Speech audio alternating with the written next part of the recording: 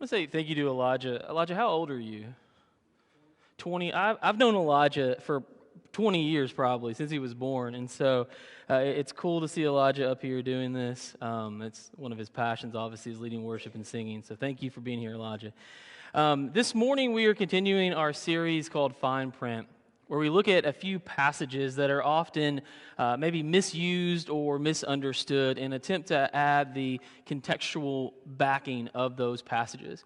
And for the passage this morning, I thought the only appropriate way to connect the dots would be to show you a video from Jay-Z.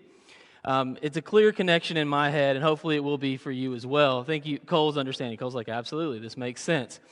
So when the Brooklyn Arena opened years ago, they signed Jay-Z to do, some of you were like, had no idea this is where it was going. Hang with me. So when the Brooklyn Arena opened years ago, they signed Jay-Z to do 8 shows to open the arena. Jay-Z, a native of Brooklyn, New York, it just made sense to them to do these shows. But what Jay-Z did before these shows is really what is interesting to me.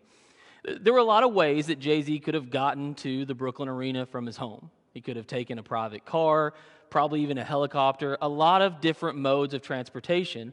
But what Jay-Z decided to do was to take the train. Now, Jay-Z is a crazy big musician. Like, there's no denying that by any means. And so for him to go from point A to point B, there are a lot of logistical elements that have to be considered. Like security, how do we get this guy through the turnstiles? I mean, there's a lot of that you have to factor into it. And so they decide this is what they're going to do. Jay-Z, to go to this Brooklyn Arena, is actually going to ride the train. And because he did it, we have this amazing video of Jay-Z sitting beside somebody who has no idea who Jay-Z is. And so, Miles, if we're ready, let's go ahead and play that video.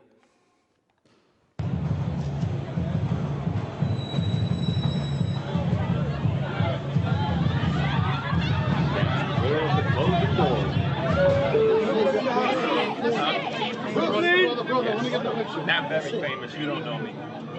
But I'll get there someday. My name is Jay. What's your name? Ellen, what do you do? Ellen. I make music.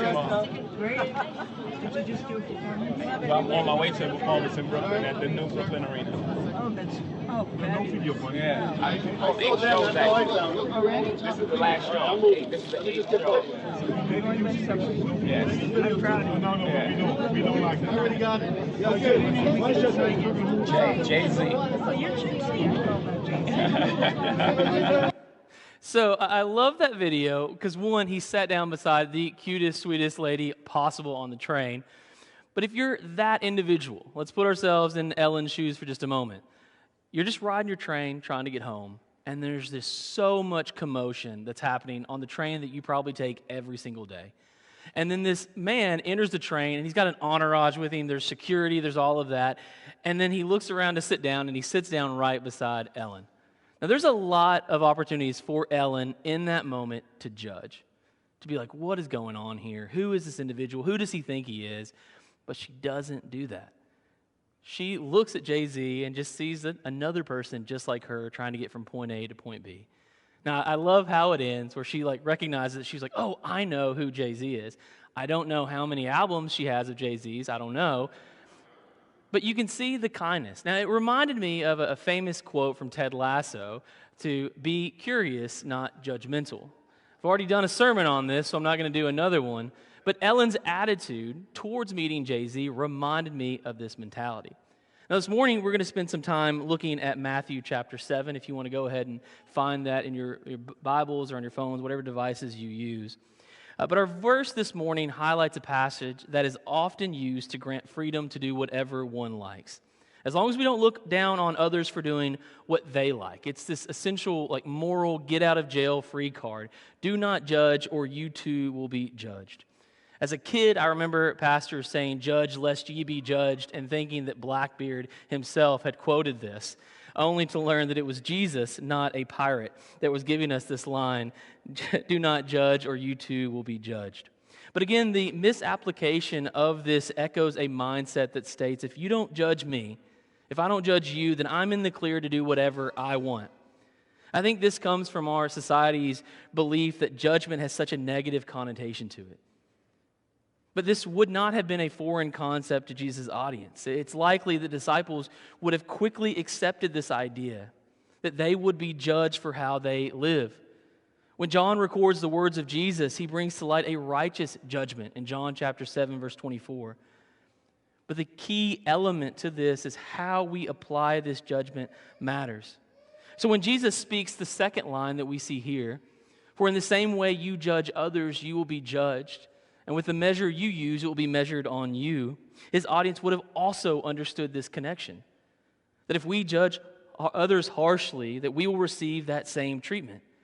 Now, Jesus' audience of the disciples especially would have understood this concept that every believer will give an account to God for the deeds done during their lifetime. Paul himself talks about this in 1 Corinthians and Romans, and the writer of Hebrews also echoes this. And so what Jesus is introducing here isn't a new idea or concept, but it is a refreshing reminder that how we treat people matters, how we view people matters, and how we judge them matters. See, judging others is the opposite of how Paul describes love in 1 Corinthians chapter 13, verse 5. Love does not take into account the wrong suffered, because judgmental attitudes breeds more judgmental attitudes. James, the brother of Jesus, echoes this sentiment on judgment in James chapter 4, where he writes, "Brothers and sisters, do not slander one another. Anyone who speaks against a brother or sister or judges them speaks against the law and judges it. When you judge the law, you are not keeping it, but sitting in judgment on it. There is only one lawgiver and judge, the one who is able to save and destroy. But you, who are you to judge your neighbor?" There are a lot of beliefs that James is just reciting and repackaging the Sermon on the Mount, which would make sense as somebody that is close to Jesus as James was. And although it's not the fun, cuddly Jesus that we often embrace, it's a powerful reminder that God will judge us by the same measure or standard that we set for judging other people during our lifetimes. Now, to drive this point home, Jesus does what Jesus often does, and he presents a parable. So Jesus begins by saying, "Why do you look at the speck of sawdust in your brother's eye and pay no attention to the plank in your own eye? How can you say to your brother, 'Let me take the speck out of your eye,' when all the time there is a plank in your own eye?" Now, it's easy for us to read this passage monotone, flatlining. But this would have caused laughter. The crowd would have laughed at this imagery because it's exaggerated and it's humorous, which is the point that Jesus is trying to make. Because a speck of sawdust is so small and insignificant that at its core it really doesn't matter. Which makes it trivial and hilarious to think that one would be concerned or consumed with a speck of sawdust. But Jesus forces the comparison by talking about the plank in the other person's eye, and again, the imagery is intended to be ridiculous. In his translation of Scripture, Eugene Peterson uses the imagery of finding something dirty on somebody's face. As a parent of 2 children who are dirty all the time, even after baths, we don't understand it. And as we approach Halloween, which, just a simple reminder, trunk or treat, Sunday, October 29th, be there or be square. But as Halloween approaches, we are starting to see more chocolate on our kids' faces than we have all year long. And I feel like Whitney and I are constantly cleaning our children's faces from smudges and chocolate. And so when Eugene Peterson uses his imagery of finding a small smudge on somebody's face, I connect with it. But he stresses this idea of worrying about that tiny smudge on someone else's face and ignoring the mess on yours. I thought a lot about these morning talks that Jude and I have between our house and Williams Magnet. We talk about a lot of different things. We listen to silly music, and we're finally moving on from Weird Al. But in these brief moments that we have, I often try to do these like kind of moments of wisdom where I try to talk to Judah about being nice to people. One of the largest elements that we are trying to instill within Judah is that you've got to be kind and respectful to anyone. It doesn't matter if you disagree with them, if you don't like them, if you don't even like the way they live their life. You've got to be kind and you've got to be respectful. But what's really silly is on those moments to school, I can often drop him off, turn on Mississippi, hit Cantrell, and then, man, if somebody cuts me off, like, here comes that horn, right? I'm so worried about the little smudge on his face that there's this mess all over mine.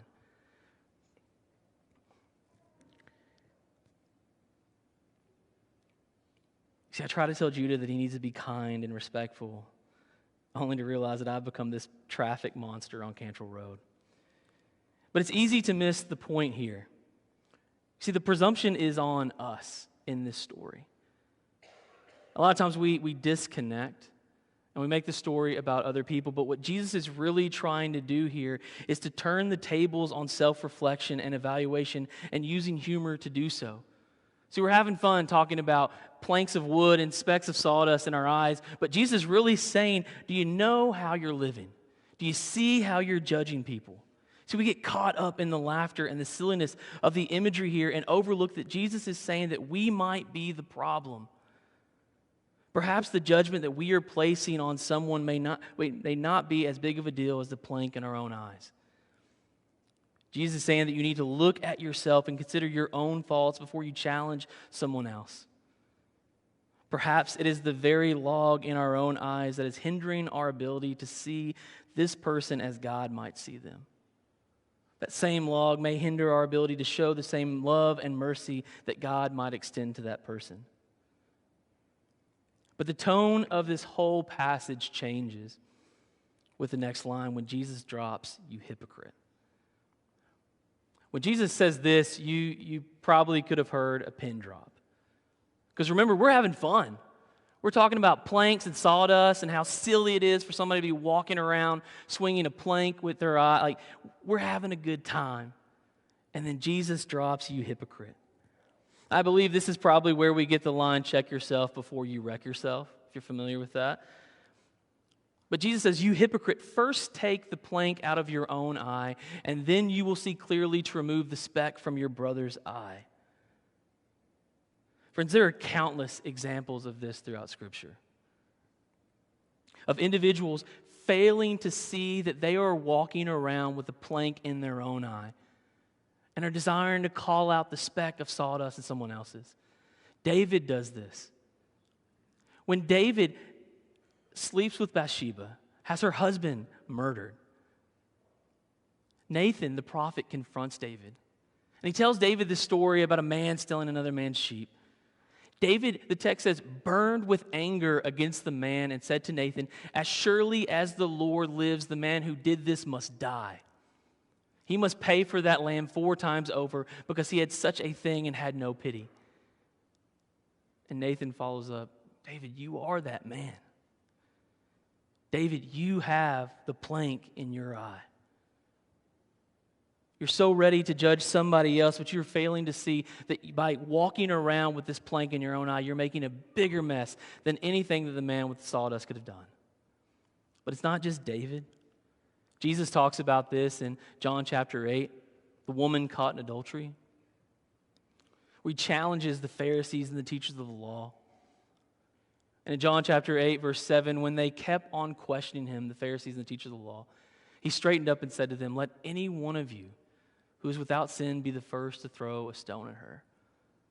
Another example of individuals walking around with planks in their eyes, failing to see that they are causing more damage. But before you judge someone else, that we are called to examine ourselves. But we don't want to do that. That's the hardest thing to do, is to look at ourselves in the mirror and say, what are the things that I am causing people problems for? It's not fun. But it often highlights how we often ignore our own faults and call them out in others. Now, I would be remiss if I didn't look at a passage here in Matthew chapter 7 and ignore what I believe is the weirdest thing that Jesus adds in this context. And what I mean by that is we've just spent 5 verses talking about not judging people. We are not supposed to judge people. If we judge people, we're going to be judged by that same measure by God. That how we treat other people, like that is how our lives will be evaluated when we give God an account of how we lived, how we've treated people, how we've judged people. And then in verse 6, Jesus says, do not give dogs what is sacred. Do not throw your pearls to pigs. If you do, they may trample them under their feet and turn and tear you down to pieces, and tear you to pieces. It's okay to be like, this is weird. I feel like we've made a turn here, Jesus, because you just told us not to judge people, and now we're calling people pigs and dogs. Now, if you want to try to make it work, you can say, well, maybe that's a compliment. Maybe calling people a pig or a dog, it's a nice thing to say. It's not. You shouldn't ever do that in any social construct anyway. And in Jesus' context, the idea of a dog is not these fur babies that we embrace and love today, like for Halloween. Jesus isn't talking about the dogs that you dress up with for Halloween. He's talking about these street animals. But even forcing this and pushing it, when Jesus references pigs, pigs are viewed as unclean. And so we have to wrestle with what is Jesus saying here. There are a lot of people that will use verse 6, that do not give dogs what is sacred, do not throw your pearls to pigs, as a means of denying maybe communion. It's also been used to just deny people overall access to God, maybe to church. However, if we are using it and accept it in the context that we receive it, I believe there are better applications than denying people's access. See, in Jesus' context, calling someone a pig or a dog would have been a major insult. And so what I think Jesus is really getting at here is what we would call like a heart issue. This would follow the larger theme in this section, because I think Jesus is stressing and making a point that we should be careful and to guard our hearts. Essentially, like, don't give people who don't care about you the things that you care about. If someone is just going to use what you give to them to hurt you, man, why are you doing that? You might as well just give it to a dog or to a pig. See, Jesus is attempting to give us guidance on how to protect our hearts from those who are hostile to us. I don't think this is permission to deny kindness or hospitality to someone. Rather, it is a reminder, just as we talked about last week, that we have something that is unique and special, and that we need to be careful and not allow people who are trying to break us down and trample what we hold dear. And although it sounds like Jesus, who has just told us not to judge people, is in fact judging people, he's really encouraging us to be careful with who we give our hearts to. And so Matthew chapter 7, at least these first 6 verses, which fall as a part of the Sermon on the Mount, is a powerful reminder that how we live matters. How we judge people matters. Jesus is stressing this idea that how we view people, it changes our experience. And if we are going to be so confident in our willingness to judge other people, we need to be willing to examine ourselves. Often when we judge people, especially in the context that Jesus is speaking, we often come at it as like, oh, how blessed are you that I can see the problems in your life. It is so, you're so blessed that I have shown up in this moment to tell you exactly what you're doing wrong. And when we do that, we're kind of like, hey, and God is with me. God is like, yeah, that person is a loser. Like, we got to fix that person. And we take ownership of this. But what Jesus is encouraging us to do in this moment and in this context is before you judge someone, reflect on how you're living your life. Consider that you may be the problem. There may be a reason why you are judging that person the way that you are. And at least how I see Matthew chapter 7, Jesus is saying it's probably because there's a huge plank in your eye. And so this text, which is at times challenging but is also powerful, is a beautiful reminder that if we are going to judge someone, we need to judge ourselves first. And how we judge people, whether that be harshly or severely, that is how God is going to judge us. So as Christians, as believers of Jesus, our challenge through this text is that we should look at people in the way that God does, with mercy, with grace, and maybe with people that maybe have a little speck of sawdust in their eyes, but God still loves them. Let's stand and sing together.